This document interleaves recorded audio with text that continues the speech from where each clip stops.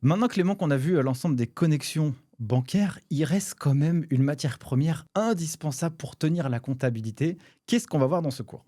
Eh bien, on va voir comment récupérer les justificatifs, hein. C'est le nerf de la guerre. Donc, on a parlé des transactions, mais on va maintenant parler de comment on récupère ces fameux justificatifs. Il y a plein de moyens de les récupérer. On a une adresse mail dédiée, on a une appli mobile, on a Google Drive, du Dropbox, on a le fameux glisser-déposer, mais avec du découpage, de l'identificateur de doublons. On a également des connecteurs au portail des fournisseurs. Bref, plein de choses. N'hésitez pas à aller voir la vidéo tout de suite maintenant. C'est parti.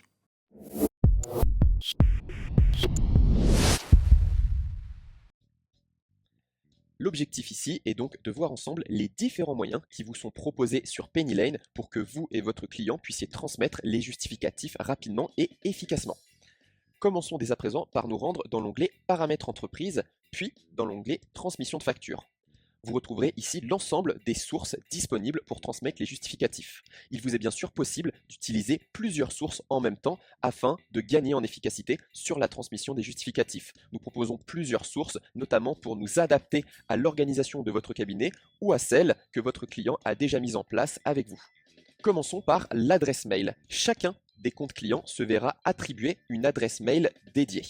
Votre client pourra ainsi transmettre un mail dans lequel il y a une ou plusieurs factures directement à cette adresse, ce qui permettra de transférer là où les factures directement dans Pennylane. Il y a une adresse mail pour les factures d'achat et une adresse mail pour les factures de vente. Cette adresse mail contiendra le nom de la société de votre client avec certains autres caractères qui permettra de renforcer la sécurité de cette adresse. Si le mail contient une ou plusieurs pièces jointes, alors nous ajouterons automatiquement ce ou ces pièces jointes dans le compte Pennylane. Si l'adresse mail ne contient pas de pièces jointes, alors c'est le corps du mail qui sera directement transféré dans l'onglet facture fournisseur ou facture de vente de Pennylane. Il est donc très pratique pour votre client d'automatiser l'envoi de certains justificatifs, soit en allant directement dans les paramètres de sa boîte mail, Gmail ou Outlook, et de paramétrer des règles qui permettront à partir d'un objet ou du nom de la personne qui envoie le mail, donc de renseigner cette adresse-là, ou alors de pouvoir simplement renseigner cette adresse mail dans son scanner,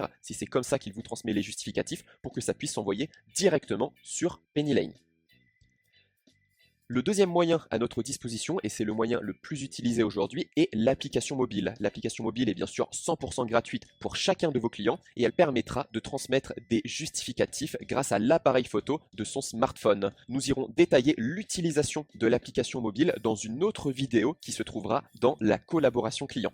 Autre élément dont je parlais sur une vidéo précédente, c'était avec les néobanques, notamment via Conto. Si votre client utilise l'application d'une néobanque pour transmettre ses justificatifs, sachez qu'il peut continuer à procéder de cette manière-là. En effet, Pennylane, lorsqu'on connecte une néobanque, permet d'aller déverser directement les transactions bancaires, mais permet également de récupérer les justificatifs qui auraient été pris en photo ou déposés sur l'application des néobanques. Point bonus, Pennylane prélettrera automatiquement le justificatif avec la transaction bancaire.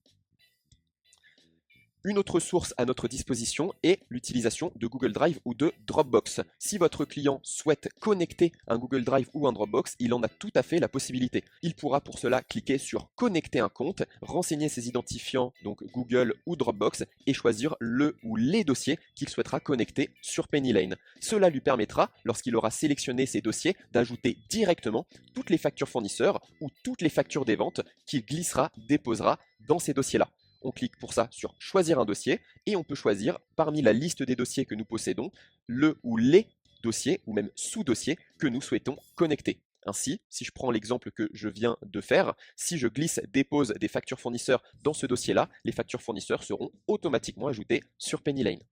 Autre élément qu'on possède également, ce sont ce qu'on appelle les connecteurs. Pennylane est partenaire avec plusieurs connecteurs, ce qui permettra de collecter automatiquement certains justificatifs via le site des fournisseurs. Nous possédons une cinquantaine de partenaires que vous pouvez retrouver ici.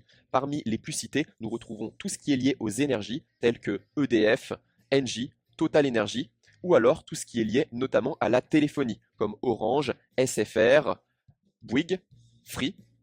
Ces fournisseurs pourront donc se connecter directement à Pennylane et lorsque votre client renseignera les identifiants et les mots de passe qui lui servent à se connecter sur les portails clients de ces différents fournisseurs, Pennylane pourra récupérer automatiquement les factures fournisseurs de ces différents sites afin de pouvoir vous les déverser directement dans l'onglet Facture fournisseur. Un dernier moyen qui reste mais non des moindres est bien sûr ce qu'on appelle le glisser-déposer. Vous pouvez vous rendre dans l'onglet Saisie et Facture fournisseur et vous ainsi que votre client bénéficieront de cet onglet Importer les factures. Cela permettra de glisser-déposer directement vos différents documents s'ils sont présents sur votre poste de travail. Je vais prendre ici en exemple 2 éléments que je vais aller importer.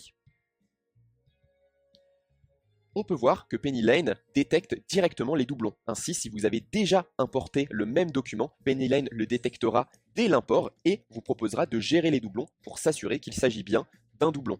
Si vous avez le même document, il faudra simplement cliquer sur ne pas importer le doublon et vous pourrez ainsi continuer. PennyLane propose également un découpage des factures qui permettra 2 choses. D'une part, de choisir les pages que vous souhaitez découper. Ici, j'ai par exemple un PDF qui contient plusieurs pages et donc plusieurs factures. Je le découpe en une page égale une facture et je peux même aller plus loin. Si jamais je possède une feuille A4 sur laquelle est collé plusieurs justificatifs, je peux dire à PennyLane donc de séparer ces différents justificatifs via une sélection que j'appelle au lasso, une sélection manuelle qui me permettra donc par la suite d'importer ces 4 reçus donc sous forme de 4 factures différentes et de bien sûr choisir de supprimer l'original dont je ne me servirai plus.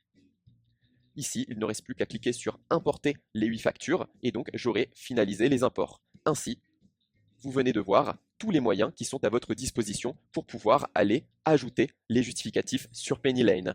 Dernier point, il faut savoir également que PennyLane est partenaire avec de nombreux autres outils tels que Dext ou Use qui permettront également de pouvoir réceptionner automatiquement les justificatifs. La recherche de justificatifs n'aura donc plus aucun secret pour vous.